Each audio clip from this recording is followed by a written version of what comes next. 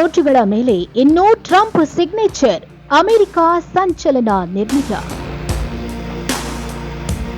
America ಒಂದು ಸಂವೇದನಾಶೀಲ ನಿರ್ಧಾರ ತೆಗೆದುಕೊಂಡಿದೆ.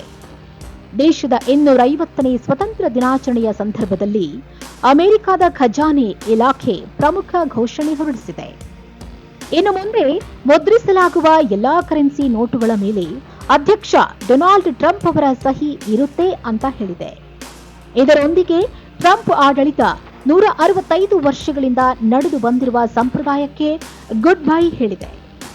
ಈ ನಿರ್ಧಾರ ಜಗತ್ತಿನಾದ್ಯಂತ ತೀವ್ರ ಚರ್ಚೆಗೆ ಹಾದಿ ಮಾಡಿಕೊಟ್ಟಿದೆ.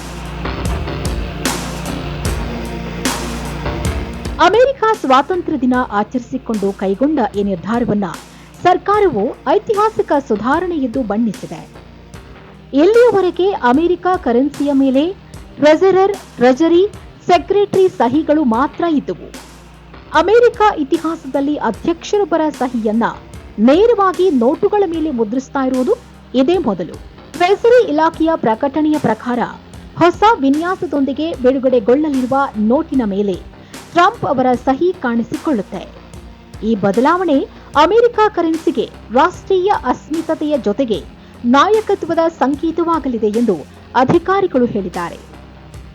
ಆದರೆ ಈ ನಿರ್ಧಾರವನ್ನ ರಾಜಕೀಕರಣ ಎಂದು ವಿಮರ್ಶಕರು ಟೀಕಿಸಿದ್ದಾರೆ.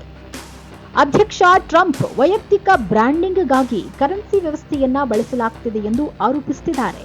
ಇನ್ನು ಅಮೆರಿಕ ಇತಿಹಾಸದಲ್ಲಿ ಕರೆನ್ಸಿ ವಿನ್ಯಾಸ ಬದಲಾವಣೆಗಳು ಅಪರೂಪ.